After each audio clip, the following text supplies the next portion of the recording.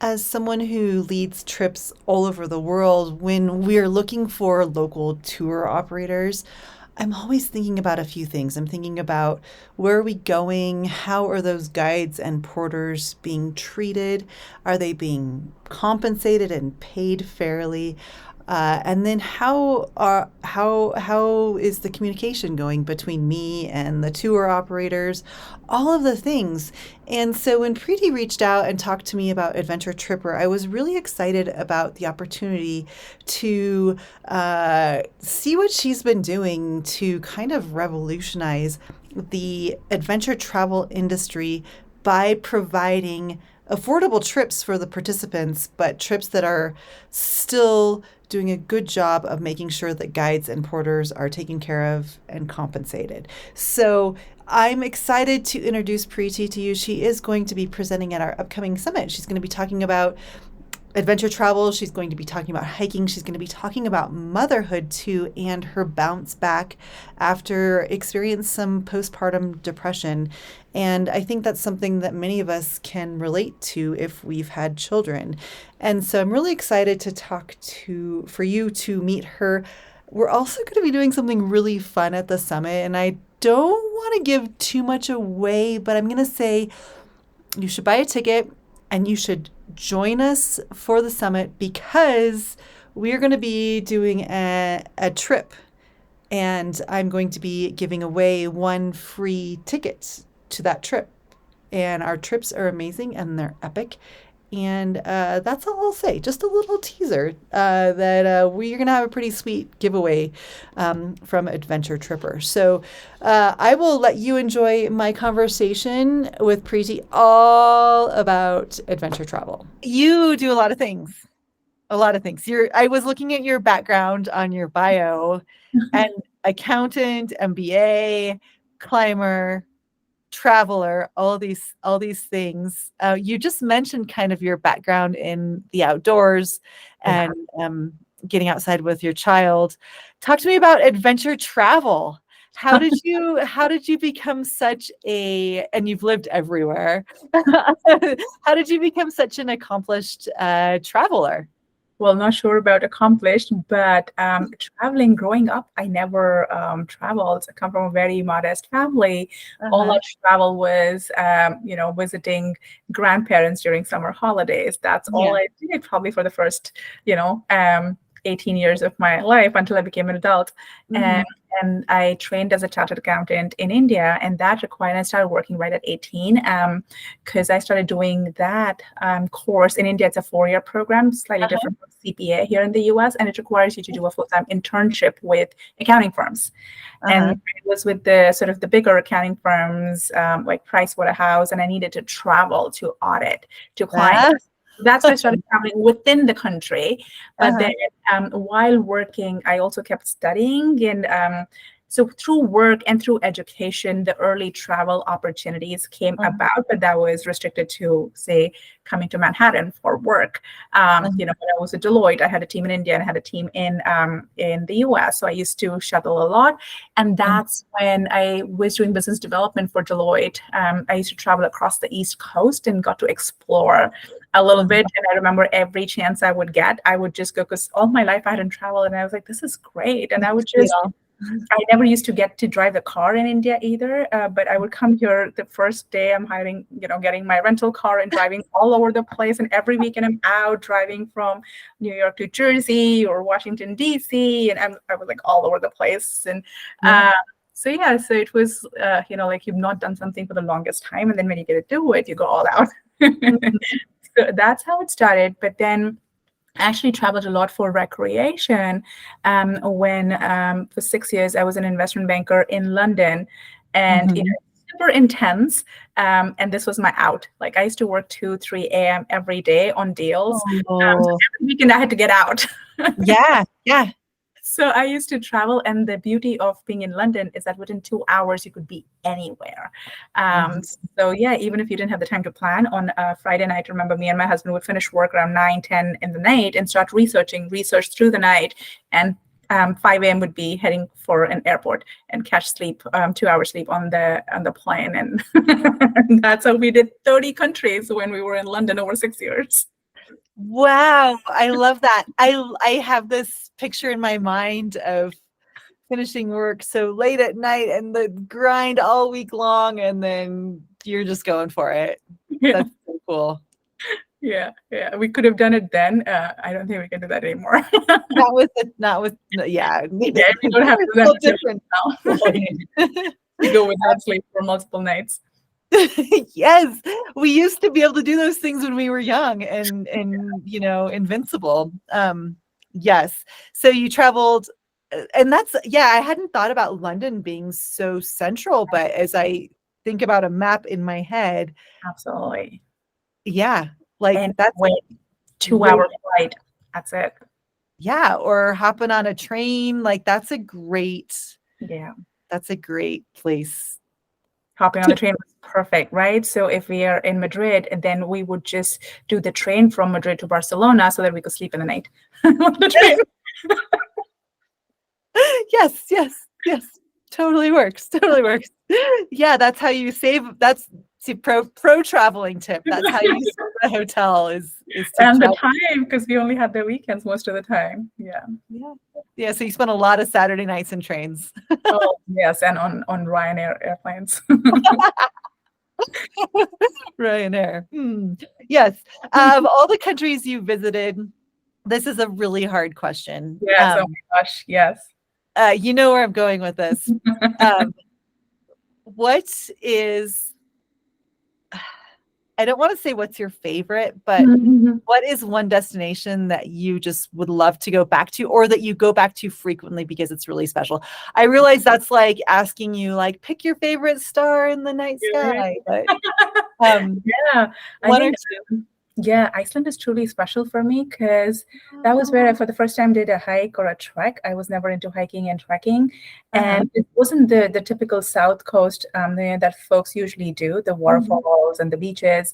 Yeah. We actually did a hike, a trek through the Icelandic highlands called the Laugavegur trek. It's one of the top 10 treks in the world. I did it way back in 2015 when it wasn't Nice. that well known. Uh-huh. And it was during that trek absolutely transformational. For the first time, we had done anything hiking related, Uh-huh. and we had to prepare for it and learn about the gear you Yeah. need and Yeah. survival and skills. And but it was absolutely magical. The guides were amazing, and in fact, those 4 days talking to my guides, where the seeds of starting AdventureTripr were planted in my head. I was like, oh my gosh, because my guides were like, it's so hard. We wish if somebody helped us with the technology, we could just do this on our own rather than work for bigger companies. And Mhm. they were sharing, their sort of, Oh, yeah. Yeah. and the whole trek, I remember my husband kept teasing me that she's starting chicken curry and rice tours because he kept talking about food the whole time. Kept talking about, what if I could build this? And this was 2015, and it had been in my head since then. So the seeds were planted there. The place was absolutely, if you still had to ask me to pick a favorite place, there's so many, but that trek was stunning, absolutely. So Mhm. it was also life-changing. So yeah. You're the third person. I've talked to Mentioned that probably trek. 30 people in like the outdoor industry and the adventure travel industry. You're the third person to say Boy, Iceland. blow up. Oh yeah, but So a specific trek, I would say Laugavegur trek. But yeah. it's places like this, Patagonia now, as stunning as Iceland. But that Yeah. trek was absolutely mind blowing because it's very different terrain, very different scenery. It changes on a daily basis. There's Mhm. very recent geothermal activity. So yeah, Yeah. that place is truly special. The trek was truly amazing. All right. So that's you just planned one of my next adventures. My calendar's filling up, but I'm gonna add that trek to my list And because an adventure tripper can make it happen for you. okay, well, That's full plug. fantastic. That's great. Let's talk. We'll talk Yeah. about that. So, why do you think adventure travel is important? Yeah. Why should everybody do this? I grew up in a family that was like yours, and that like our Mhm. family vacations were going to grandma and grandpa's house for a holiday, Yeah. and it was always the same destination, and we never really traveled anywhere. And I think it's because I was one of four kids, very middle class family. So when you think about plane tickets and hotels and food and all the things like that's just expensive. And I don't know that it was something my parents really loved to do, so they didn't budget for it. It didn't become a priority. But Yeah. as a parent, I have a whole different perspective in that it's how many stamps can I Get a collect passport. in those Which passports? passport number are you on? Yes. Yeah, And people. also, how can I save a lot of money between adventures so that it doesn't cut into the budget? So why should everybody kind of sacrifice? Because Yeah. sometimes it is a sacrifice. Why should we do that Yes. to make I it mean, happen? so many reasons, right? Travel in itself broadens your horizons and your perspectives, and and so many issues we're seeing in the world. It can help with that because if people just broaden their perspectives, can you imagine how different it would be? But specific to adventure travel, absolutely, most people will understand the mental and physical benefits of being in the nature, right? And human-powered adventure is so good for you, both your body and mind. But what is a lesser known fact is that it is so much more sustainable. So multiple reasons, and I Mhm. can quote, United Nations World Travel Organization study where mass travel, which is where we travel to cities and big airlines and big Mhm. hotel chains, Yeah. 80% of the revenue generated from mass travel goes to big international companies. 80%. Yeah. 66% of the income generated from adventure travel stays Mhm. with the local economies because you're doing it with the local guides. It's in remote Love it. locations. You're Mhm. supporting those economies. You're Yeah. supporting those guides and those smaller local businesses. Uh-huh. So it's a lot more sustainable because sustainability is not just preserving the planet, but it's also, having a sustainable, ecosystem and livelihood for local people. So that's Mhm. another dimension to sustainability. Yeah. Secondly, I think people who go on these adventures, which are typically, you recreate in the nature, they Mhm. have this newfound appreciation for these beautiful places. And then even more, a heightened level of realization of the need to preserve those environments. Absolutely. Mhm. Businesses and those, guides, and we call them suppliers at AdventureTripr, they all will not have a livelihood if they didn't preserve and do the right things, Yeah. Yeah. with the travelers and their businesses. But Mhm. similarly, I think even the travelers who go on, adventure trips have a heightened, desire to preserve the environment. So I think it's absolutely the way folks should travel. And that was one of the reasons why when I started AdventureTripr, I wanted to focus on just that kind of, travel. Yeah, I'm glad you mentioned that connection. My husband, he would not like to travel. He's very much a homebody. And last March or April, we went to Costa Rica, just me and my husband. And that trip just opened up his, like, we've traveled abroad before, but that trip really was our first like adventure travel trip, not our first trip where we're like going to all the museums and all the Yeah. things. It was like where we were eating in the local villages and experiencing it on a very local level. And since then, well, we finished that trip and we booked another trip to Costa Rica because we had so much fun. But since then, we have been following like Costa Rica in the news. We've Yeah. tried to make some of the dishes that we ate in Costa Rica at home. They haven't turned out as good. We're trying to learn some Spanish so that we can have better conversations with the people that we're visiting Yeah. in Costa Rica. So I think you're absolutely right. Like we are connected to this place where we spent an amazing week. Like, Yeah. why should we be connected to this place? We were there for a week. But there's a very strong connection there because of the adventure that we experienced. And adventure travel, some people think is climbing a big mountain. No, Mhm. not really. It's how Yeah. you define and perceive the word adventure. It's just Mhm. exploring, a local country and spending time with the locals and being in the nature. And it doesn't have to be a big trek. It could be a nature walk. And Yeah. yeah, so. It has such different meanings for everybody. Um, how has adventure travel transformed your life personally? How has it transformed it so much that you took it from I'm the traveler to I am the person who's facilitating the travel for Yeah. all of these other people?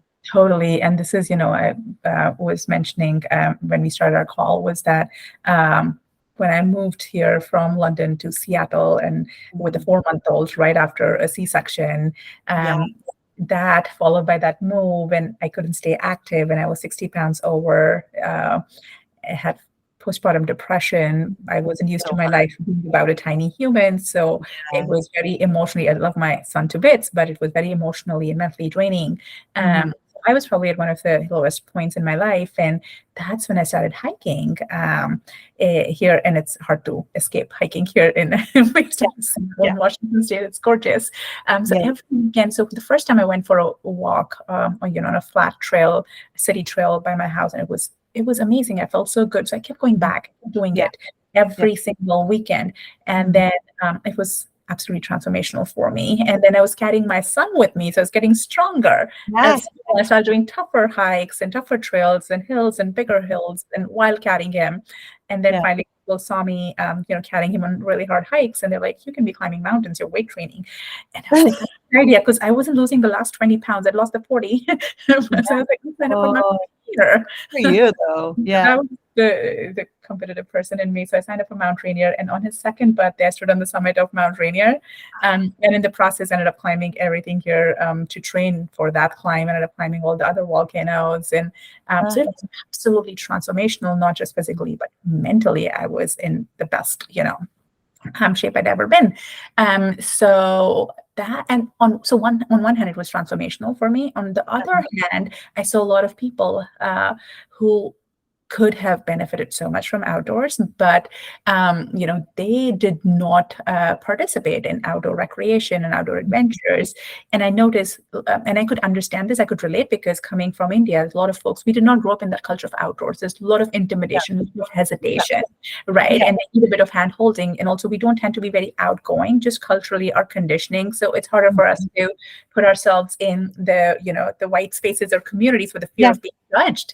Yeah. So to have that community of people that looked Yeah. like that they would feel comfortable with learning from. Um, Mhm. and then all the folks I learned mountaineering from were all these meetups, were amazing ladies, Yeah. like you, Rebecca, many other ladies, and they were fantastic. And Mhm. after climbing the mountains, I learned mountaineering from them. I want to go to Everest Base Camp with them. Yeah. And then I saw the search results. Google and Bing were showing me back roads and ARIA adventures, and they were doing this for $5,000, $7,000, which not everyone can afford. So they were economic barriers, social Yeah. barriers, cultural Yeah. barriers. Yeah. That's when I made it my mission to make it accessible to everyone by helping eliminate those barriers. So Mhm. that's how it sort of started. That's so amazing. Yeah. I love that are you care about affordability and accessibility.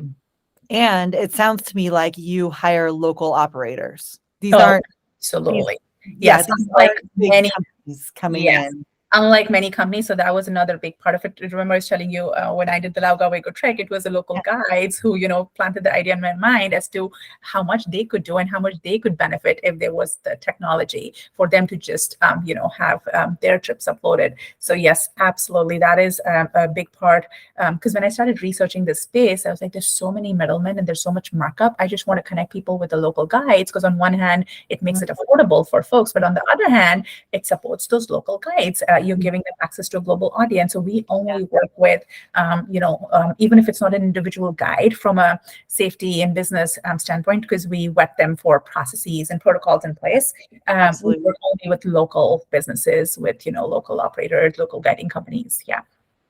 I love that. I love that. Um, Tell us a little bit about your presentation at the summit, because you are going to be talking about all of these things at our upcoming summit in May, and I'm really excited for your presentation. Can you give us a little sneak peek? Tell the people what you're going to be talking about. I am so excited. Yeah, because it's been a while. I was doing some of these podcasts, speaking at conferences when I launched the company, and then it's been so heads down and just building that Yeah. it is so good to. I've been, lacking that sense of community and that sense of connection. So this is probably going to be my first one after, a year and a half or longer of just laying Uh-huh. low and just heads down building. So I'm Yeah. super excited to share my story of how outdoors were transformational for me, how it was never easy, to take it to the next level, to share it with others by building the company, which has its own challenges. I launched right at Yeah. the start of the pandemic. Yeah. Fundraising as a female founder of color has its own challenges. But, Yeah. so I'd like to share all of those challenges with the hope that it inspires someone else, even if it inspires one other person to think that yes, they can do what they want to and they believe in. Mhm. They could make a difference, and that they should prioritize themselves as well. How whether it's about the outdoors, how transformation it can be for them, or it's about just going after your goals and believing in yourself and getting after it. So if that inspires even one person, it's very satisfying. Absolutely. Um, where can people learn more about AdventureTripr, what you're offering, and all of your upcoming adventures? So on our website, adventuretripr.com is where you can find all our trips and adventures. We also have social media accounts, the same handle, AdventureTripr, on Facebook as well as on Instagram.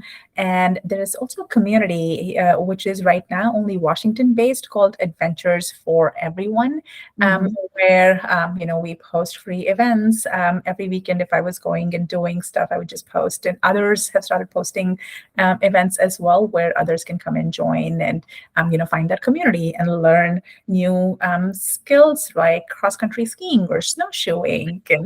And yeah, so these are the different places. And if you are the more into business or startup side of things, we have presence on LinkedIn as well. Both me personally, I'd love to connect, and the business account as well. Isn't that fun? I just want to see the world. And we're going to, with all these adventures that are on the calendar. All those sticky notes are adventures, and there's actually more that aren't even up here yet. So, anyway, if you enjoyed my conversation, you're going to really enjoy our summit. And if you want to learn more about our summit, it's going to be held May 8th through the 12th virtually. So, you can join us from anywhere in the world. Can't make it that weekend? It's cool. You will be able to have access to all of our presentations until October 1st. So it's going to be really cool. It's going to be really special. I can't wait. And you can learn more by visiting our website over at hikelikeawoman.com. Thanks so much. I'll catch you next time.